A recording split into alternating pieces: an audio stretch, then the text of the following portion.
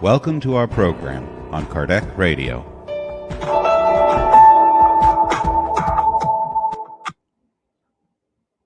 Hello, dear friends, and welcome to Kardec Radio, where we're nourishing our souls, our hearts, and our minds 24/7. Can we even fathom a spiritist radio where we are continuously invited to expand our minds and broaden and open our hearts further towards these beautiful teachings that help us with our inner transformation? And tonight, we will continue our study of the book Genesis, and we're focused on chapter 15, which is entitled Miracles in the Gospel.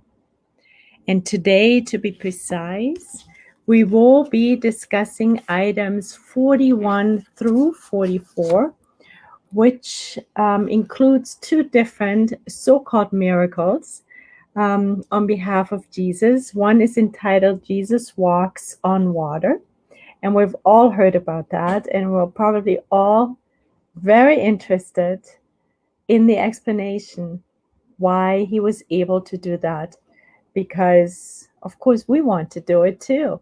And Jesus told us, you can do anything I do and even better. So the other one that we're going to talk about is the Transfiguration. So let me welcome you, dear friends. I'm going to just switch over here. Tony, hello, dear friend. Thank you for joining. And please feel free to post your comments and your questions, and let us make this interactive, which is so much more fun than when just one person speaks. So we are here in Genesis. This is the edition, and we will find ourselves on page 342 if you'd like to pull up the book.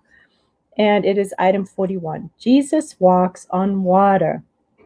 Immediately, Jesus had his disciples get into a boat to go to the other side ahead of him, while he sent away the multitudes. So let's picture that. There's at Lake Tiberias, and Jesus sends the disciples ahead of him on the boat, and he's sending the multitudes that were on shore with him away. After having sent the disciples away, he went up on a mountain by himself to pray. And since evening had fallen, he found himself alone there. So this is also interesting, just as a little side note, that Jesus did spend some time alone. He went alone on the mountain, which could be metaphorical, but he was alone to commune with God through prayer and meditation, through silence, through aloneness, through, it seems like, nature. So this is also an invitation for us to not forget to commune with God in nature, or for that matter, anyway, to take this time out to ground and to connect. Meanwhile, the boat was being buffeted by the waves in the middle of the sea, because the wind was against it. So here's the boat rocking in the sea. Nevertheless, during the fourth watch of the evening, Jesus came to them walking on the sea. So Jesus comes to the disciples, to those in the boat, walking on the sea. When they saw him walking on the sea, they became confused, and they said, "It is a ghost," and they cried out in fear. Immediately, Jesus then said to them, "Peace be with you, it is I. Do not be afraid."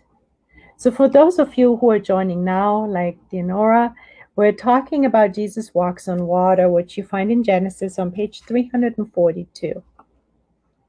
So then, after they were shocked and they started crying, let's picture that, Peter responded, "Lord, if it is you, order me to come to you walking on the water." So Peter is daring. He wants to do it too. And Jesus said to him, "Come." And Peter got out of the boat and walked on the water to go to Jesus.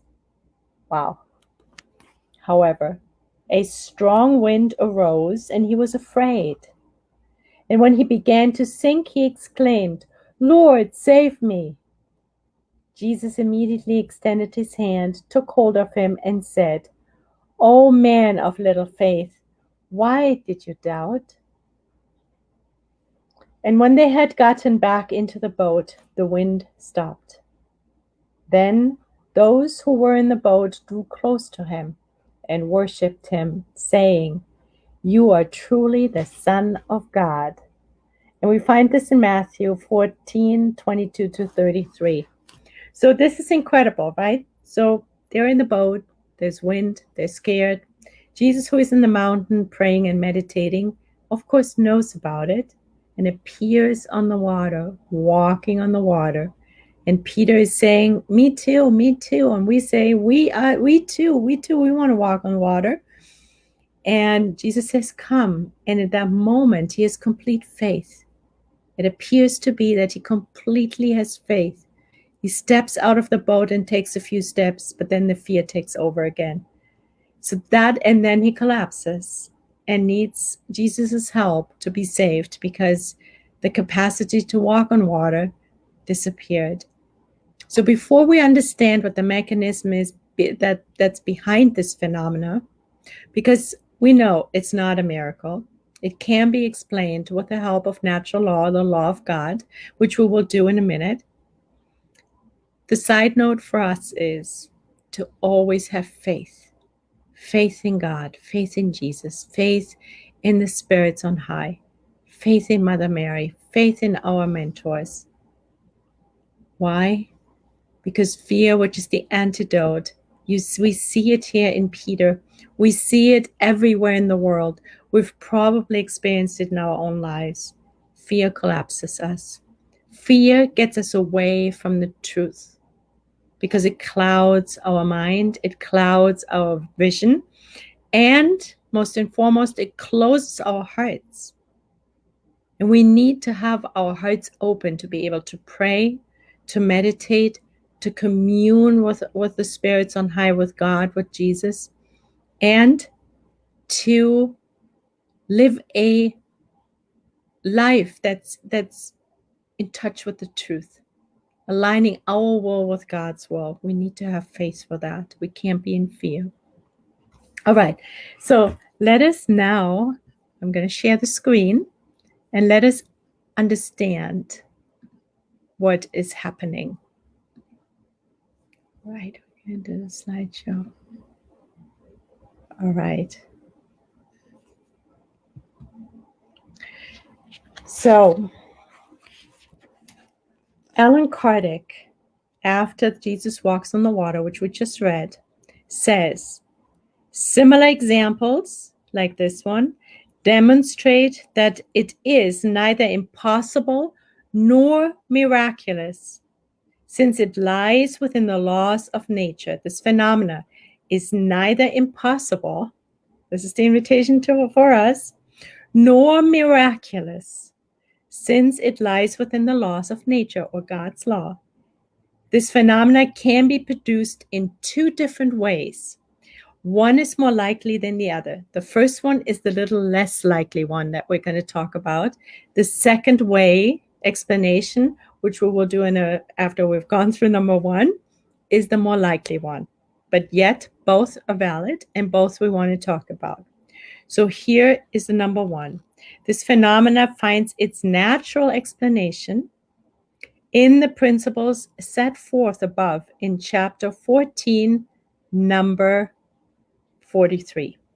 So before we go to 43, however, what we will do is go to chapter 14 in Genesis, item 41, because it leads us up to 43. All right. And that chapter is entitled Physical Manifestations. So we've talked about this, but we're going to go over it again.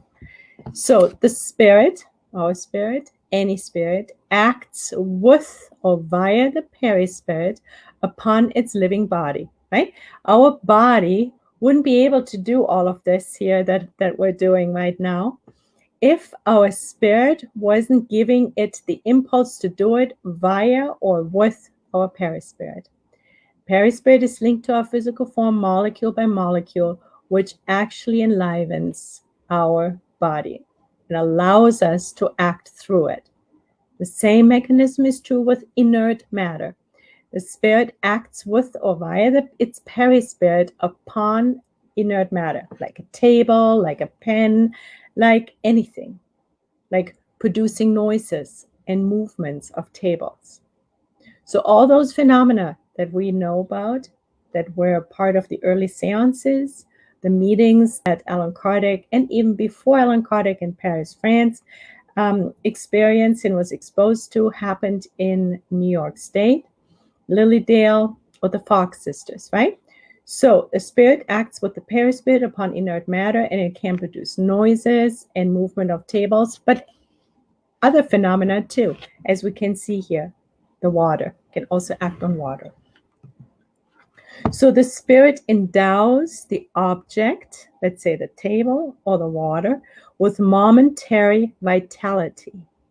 It combines a portion of its universe, of the universal cosmic fluid, which everything is made out of in different densities, with the fluid emitted by the medium in order to move it.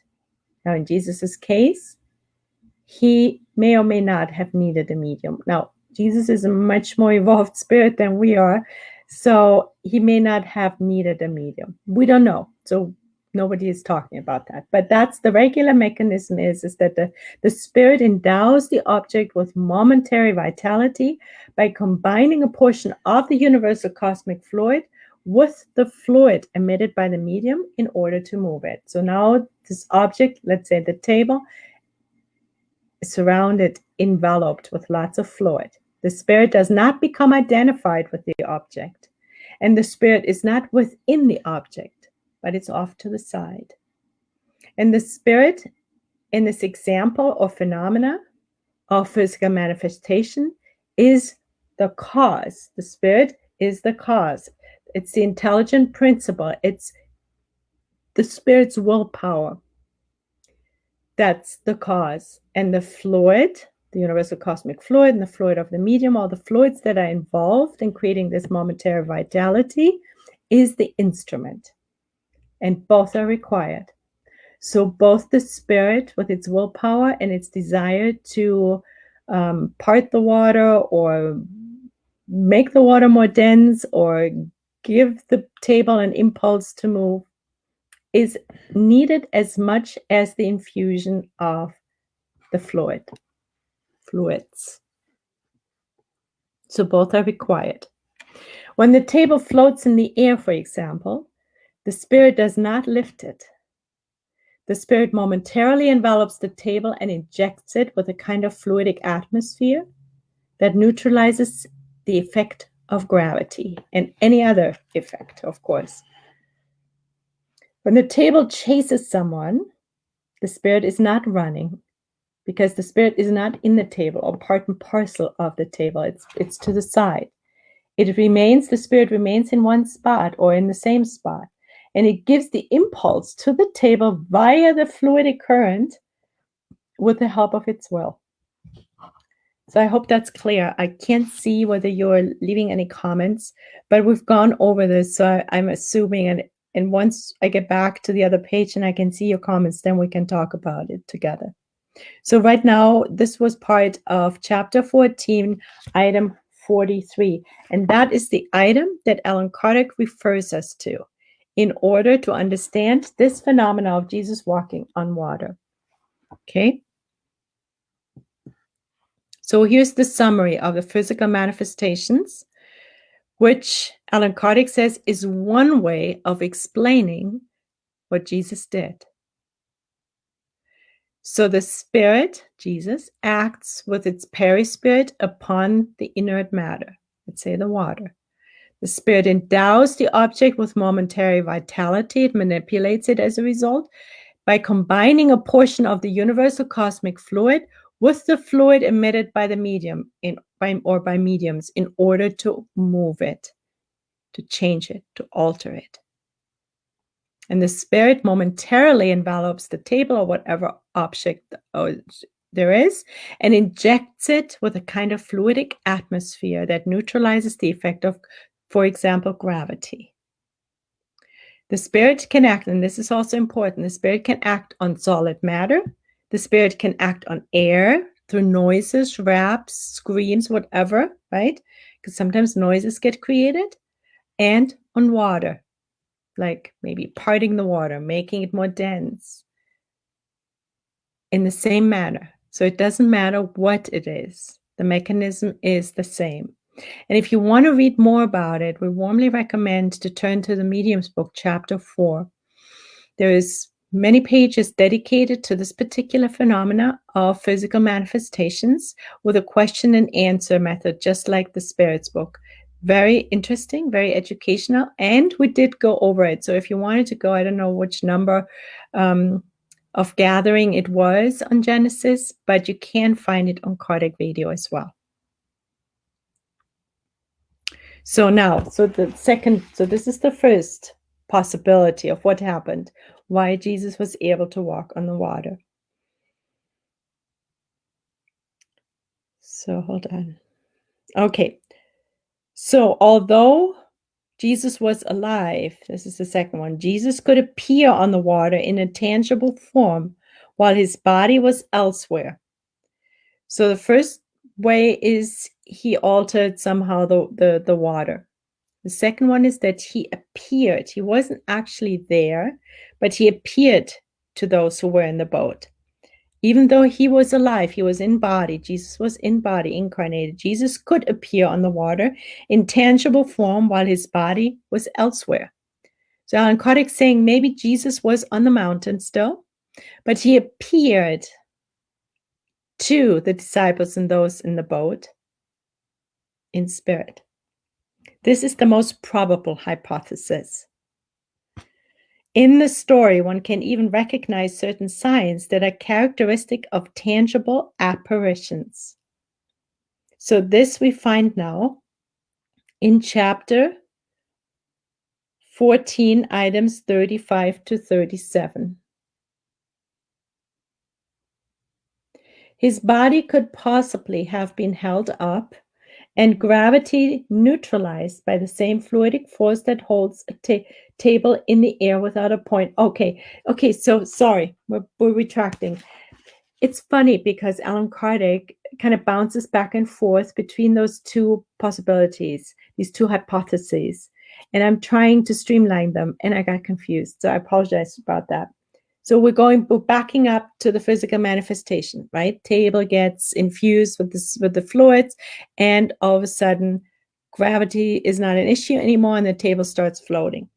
So in that scenario, Jesus's body could possibly have been held up and gravity neutralized by the same fluidic force that holds up a table in the air without a point of support.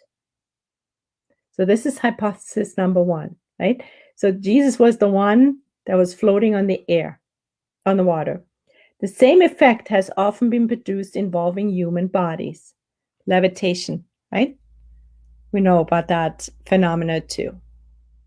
So this could have happened. But the more likely hypothesis is that actually Jesus appeared in spirit to those who were in the boat. Now let's look at that.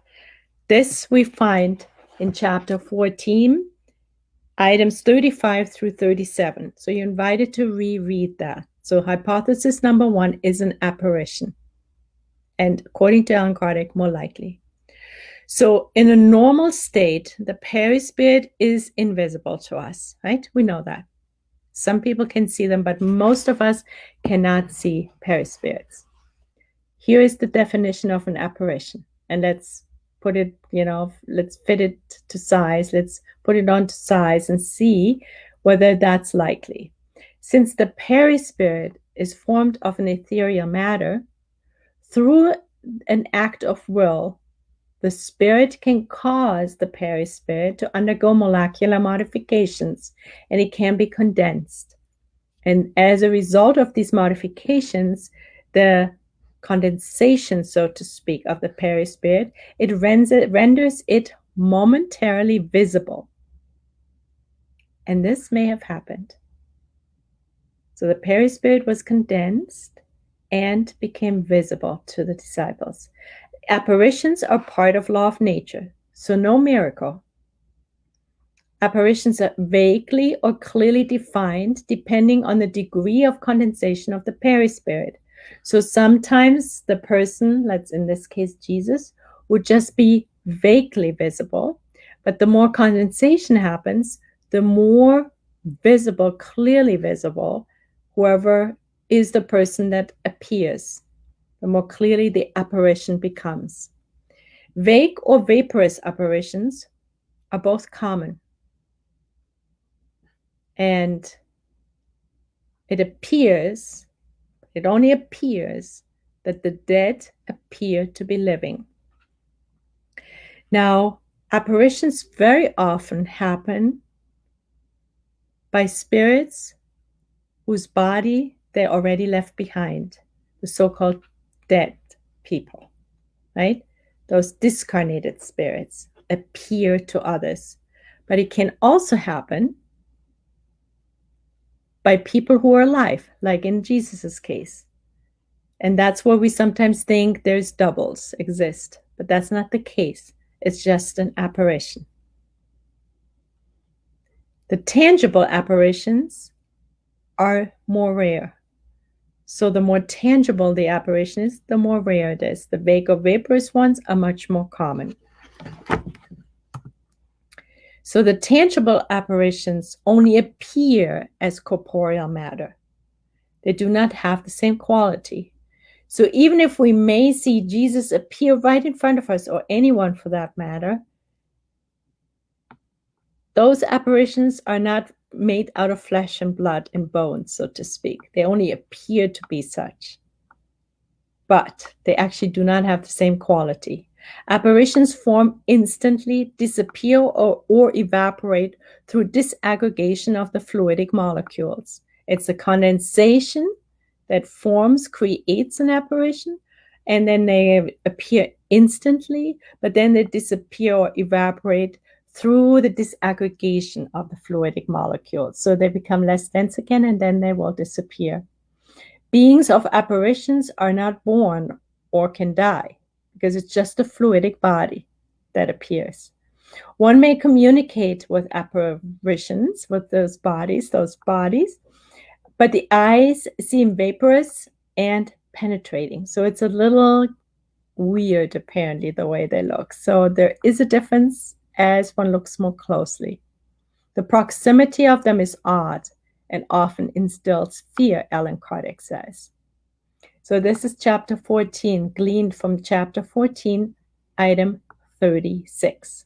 So we're still talking about apparitions, which is the more likely scenario, what happened when Jesus appeared walking on the water. The perispirit is the same, both in incarnates and discarnates. We know that, right? Of course, they differ according to which world the perispirit is attached to or close to. It also differs based on, and of course they are not mutually exclusive, on the purity of the soul quality. But basically, they are the same for both incarnates and discarnates. Incarnate spirits can appear in a different place than the body. Jesus, he may have been on the mountain praying, meditating, but he appeared on the sea. This phenomena has given rise to the belief in human doubles, but it's not really true. There aren't human doubles. It's just an apparition. All right? So this is fascinating, isn't it? Two scenarios for Jesus walking on the water. One is a physical manifestation, which means Jesus's body, the gravity wasn't, he actually was there, and his body defied gravity because of fluidic emanations. The same then would have happened to Peter. The other one that Alan Kardec thinks is more likely is that Jesus appeared to the disciples. And then Peter may have been an apparition too. or maybe a transfiguration. And we're going to talk about that in the next case, because there's a difference between apparition and transfiguration. But Alan Kardec does not talk about Peter. He just talks about Jesus. So I'm going to go out for a moment to see whether you guys have any comments. Are there any questions, or is it clear what happened there in this case? If you like, you can give me the thumbs up if it's clear, because then we're going to move on. Otherwise, we'll see whether there's anything we can go deeper into. All right, so it appears that it's pretty clear, right? It's not too difficult a concept. So then let's go to the next one. And that is the transfiguration. If you want to turn to page 343 in Genesis, in Genesis, you will find item 43 now talking about not an apparition, right, where the body is somewhere else, but the spirit appears away from the body. Transfiguration, here's the case. And it is from Mark 9, 1-9. 6 days later, Jesus took Peter, James, and John and led them alone with him to a high mountain in an isolated place. And this was Mount Tabor, which is a footnote, where Jesus was transfigured in front of them. And while he was praying, his face appeared completely different. So Jesus is praying on Mount Tabor. He's disfigured, and a transfiguration happened. So he doesn't look like himself anymore. And while he was praying, his face appeared completely different. His garments turned brilliantly luminous and as white as snow, such that no bleach on earth could have made them so white. And Elijah and Moses appeared and began conversing with Jesus. Wow. So Elijah and Moses appeared and began conversing with Jesus. That was an apparition. The other one was a transfiguration. And we'll see in a minute what the difference is. Then Peter said to Jesus, Lord, it is good that we are here. Let us make 3 shelters, one for you, one for Moses, and one for Elijah. For he did not know what he was saying, being so afraid. Poor Peter, huh? He's going through hell with all these different situations. Oh, it's so cool that we have the explanation, right? It feels good. The mind likes that. So then, at the same time, a cloud appeared, which covered them. So a cloud covered them, the 3 of them. And from the cloud, a voice came proclaiming these words, This is my beloved Son. Listen to him. Oh. Immediately upon looking around, they saw no one except Jesus, who remained alone with them. So this was just a really short situation, right? They're on the mountain, Mount Tabor. Jesus all of a sudden looks luminous, beautifully white. His face is different. They can't even recognize him. Shortly after, Elijah and Moses appear. A cloud comes and the voice speaks, This is my beloved Son. Listen to him. Jesus, right? Listen to him. And boom, back to normal. Jesus is there with the disciples. When they were coming down from the mountain, he ordered them not to tell anyone about what they had seen until the Son of Man was raised from the dead. And they kept these things secret, asking each other what he had meant by the words, until the Son of Man was raised from the dead.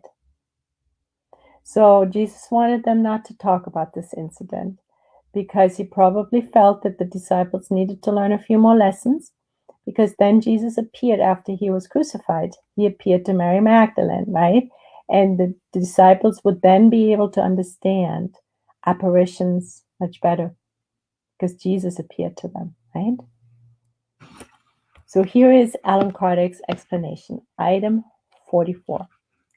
It is once more in the properties of the perispiritual fluid that the explanation of this phenomena may be found.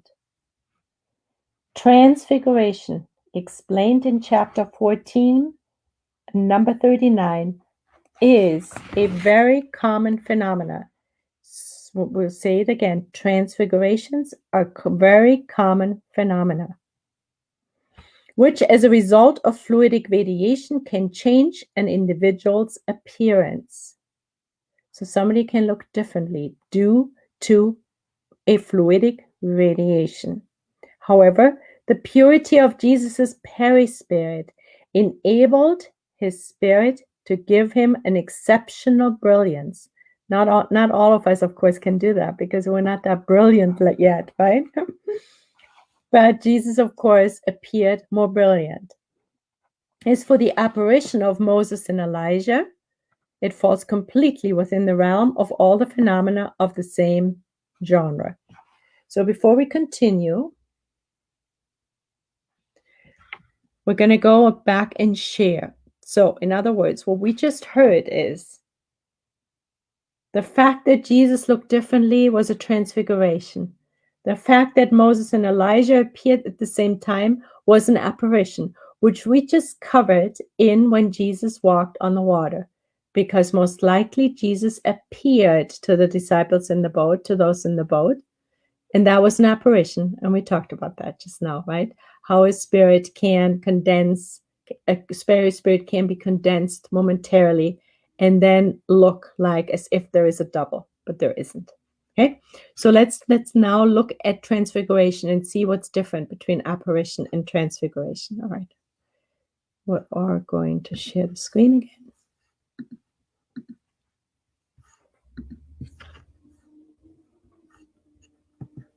Okay, so we find the long version in chapter 14, item 39. So this is just the summary, but you're invited to look at it again.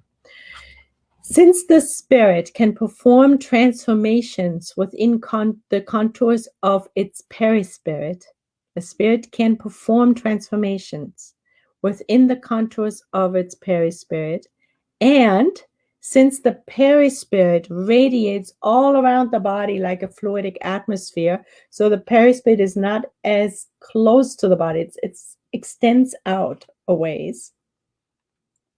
The phenomena are similar to apparitions, but this phenomena is produced on the surface of the body. Aha. That is the key difference between an apparition and transfiguration. That the different phase, the different appearance, actually the whole physical appearance in Jesus's situation with luminous white clothing and a different face happened close to his body, whereas that's a transfiguration, which happens with the same mechanism as apparition. But apparitions, the body can be far away on Mount Tabor while it appears on the sea. So one is closer, the transfiguration, the other one can be far away. The perispirit can appear far away. Under the fluidic layer is the real body image, and it's erased partially or completely, or takes on different traits. So it's a fluidic layer that's created. The real image, body image, gets erased partially or completely, and it takes on a different trait. So the perispirit of the person gets transformed, changed. The face can become more beautiful or more horrendous looking, depending on the spirit influence.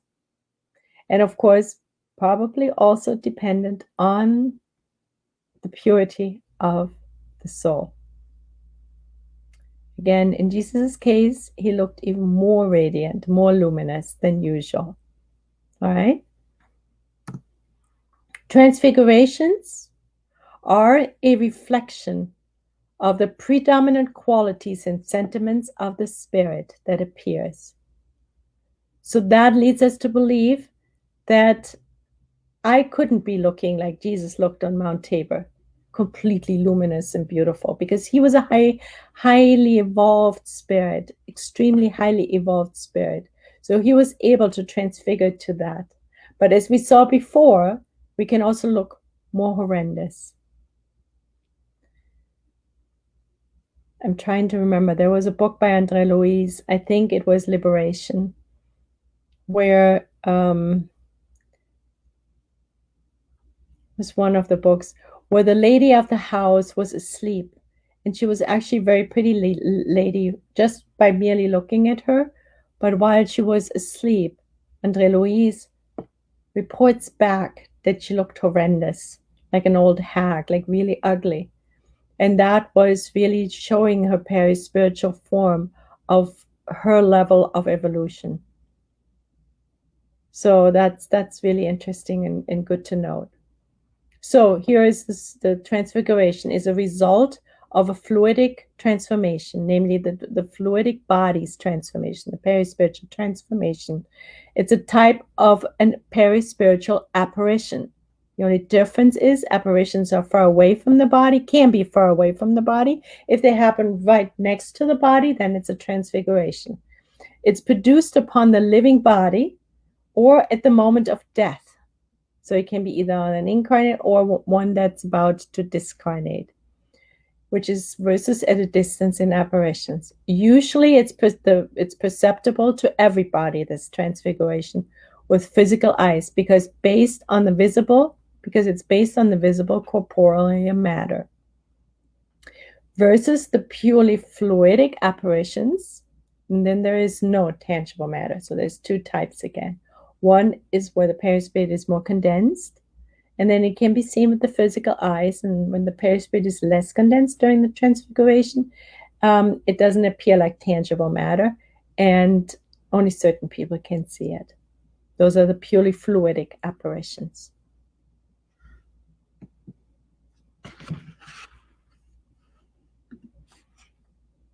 Back, okay. I just want to say hi, Mark. Thank you for joining. Hello, dear Teresa. Thank you for joining. Flavia, thank you for joining.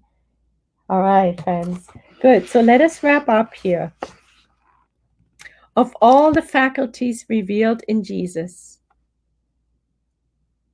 there were none which were outside the conditions of humanity. So this is key. So these are not miracles. There are none who are outside the conditions of humanity or which could not be found in the most ordinary individuals, because such faculties are part of nature. And there is our invitation to not make ourselves smaller than we are. We should or could be able to do the same. As Jesus said, you can do the same or more than I. And that sounds so comforting, right? It's our minds that are so limited that don't allow us to even consider being able to do this, right? So again, there are none of the faculties that Jesus revealed to us which were outside the conditions of humanity or which could not be found in the most ordinary individuals, you and I. I'm not saying you're most ordinary. I'm most ordinary. I didn't mean to put it that way, but along our lines here, right? Because such faculties are part of nature, fall in the natural law. However, because of the superiority of Jesus's moral essence and his fluidic qualities, such faculties attain proportions in him far above those of the common folk. In other words, it happened all the time, right? He knew that they were, the disciples were in distress on the sea because the wind was blowing. So he appeared. We would not necessarily catch on to that somebody miles away is in distress and we would appear to them, right? And of course, in his case, it happened so many times, so often, right? He's like performing all these feats that much more common than for most people, right? And for some of us, we haven't even done any of them yet. So apart from his corporeal envelope, they would represent for us the state of the pure spirits. So on the one hand, it's doable, as Alan Kardec says, for the most ordinary individuals. Nothing is a miracle. It can be done. Yet in Jesus's case, because he was such a pure spirit, these phenomena, these faculties, attained proportions that were above those of the common folk. So do we feel empowered tonight? Maybe we can appear somewhere. Be interesting, right? Maybe we do and we don't even know. Maybe we do and we don't even know. So, dear friends, if there are no other questions or comments, I hope we understand better why Jesus walked on the water, which according to Alan Kardec most likely was an apparition, but could have also been that it was a physical manifestation mediumship where he defied gravity, or he altered the water, or he floated on it because like a table, or a levitating human. And the transfiguration, where he was on Mount Tabor with the disciples, he transfigured into this luminous, radiant being with Moses and Elijah appearing. Jesus' situation was a transfiguration, and Moses and Elijah appearing was another apparition, where their perispirit appeared at the same time then Jesus was transfigured. All right, dear friends. Well, thank you so much for joining. Next week, we will continue with Jesus Calms the Storm and the wedding at Cana. And maybe we will also touch and do the multiplication of the loaves. We're all so familiar with these phenomena. So it'll be really super interesting to see what exactly lies behind there. All right, dear friends. So let us thank God and let us thank Jesus. Jesus, thank you. And the spirits, the mentors of Kardec Radio, and our own mentors, the spirits on high, the healing doctors, and all of the incarnates who are present for this beautiful study session. And of course, all the spirits that are also learning alongside us, for their presence, for their guidance, for their support, and for the love. Thank you so much for having this opportunity. Thanks to the technology, thanks to Allan Kardec and the mediums of his times, to have all this information at hand. It is precious to us.